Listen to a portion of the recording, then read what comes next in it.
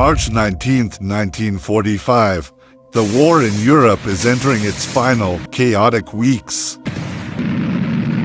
First Lieutenant Grant Stout, flying his P-47 Thunderbolt over Germany, is returning from a dive bombing mission.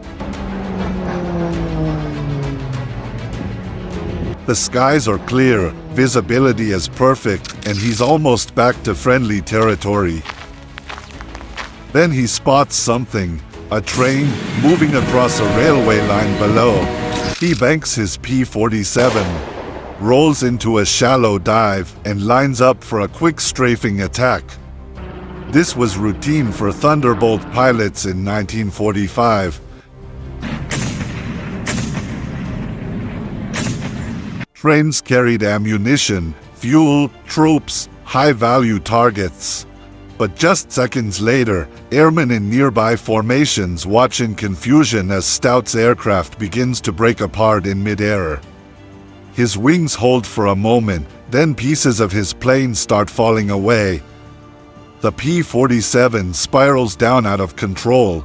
A parachute opens. Grant Stout survives the fall, but he is never heard from again. What happened to him remained a mystery for years, until investigators uncovered the truth, a truth that revealed one of the darker and lesser-known stories of the Second World War. Before we explore what happened to Stout, and others like him, we need to understand the aircraft at the center of these events, the P-47 Thunderbolt. One of the most powerful and misunderstood fighters of the war. Before the Thunderbolt, in the years leading up to World War II, the US military believed bombers would decide future wars. The bomber will always get through, leaders said. Meine Arbeit für richtig hältst, ob du glaubst, dass ich fleißig gewesen bin, dass ich gearbeitet habe, dass ich nicht... They expected that large formations of bombers could destroy enemy industry without needing heavy fighter escort. But this doctrine meant US fighter development lagged behind. When Germany entered the war with advanced fighters like the Messerschmitt Bf 109, America was still producing older, less capable designs such as the P-35, P-36, P-39, and P-40, aircraft that struggled at high altitude and lacked the power to match European fighters. One engineer was determined to change that, Alexander Kartveli, working at Republic Aviation. His earlier designs were decent but not exceptional. He knew the US needed something far more powerful, faster, and tougher, so he went back to the drawing board.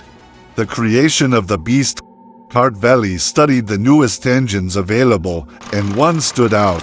The massive Pratt & Whitney R2800 Double Wasp, a powerful 18-cylinder, air-cooled radial engine. Kartveli built the entire aircraft around this engine. The result? A fighter so large, so thick-skinned, and so packed with machinery that early pilots joked it looked like a flying milk jug. The P-47 Thunderbolt was huge. This supercharger was hidden deep inside the aircraft, connected by long ducts running under the floor. It allowed the P-47 to maintain incredible power even at extremely high altitudes, perfect for fighting German interceptors that attacked US bombers. Not everyone was convinced at first. Early problems. Poor climb rate during testing, visibility issues, and one prototype even crashed due to mechanical failure. But after redesigns, including a paddle blade propeller and water injection system that temporarily boosted horsepower, everything changed. The Thunderbolt became a monster. Firepower and survivability. The P-47 Thunderbolt carried 8.50 caliber machine guns, 4 in each wing. Their combined firepower could shred the side of a locomotive, punch through armored trucks, and even damage tanks.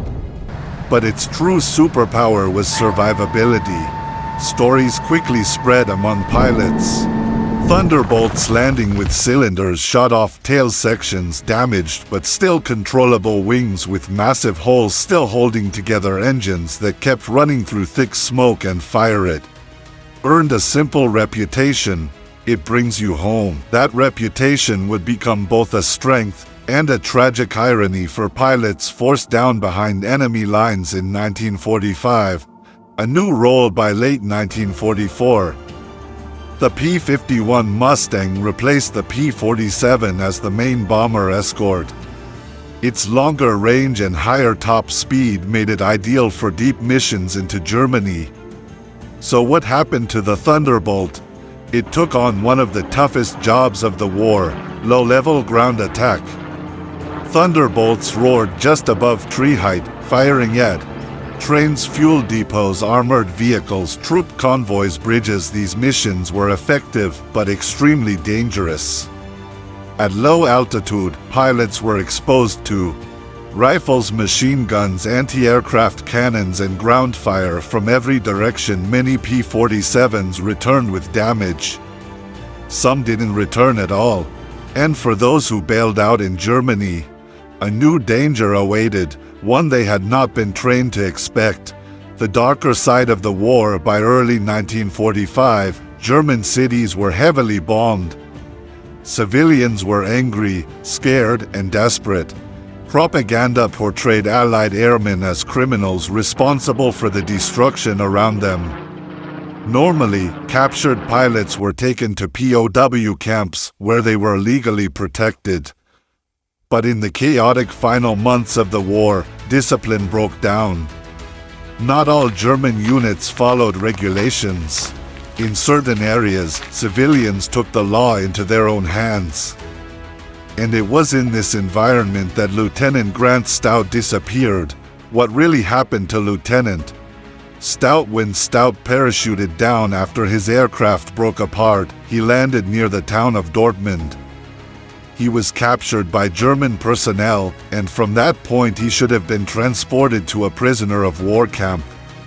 But years later, during post-war investigations, witnesses testified that he was handed over to a hostile crowd before he could be moved.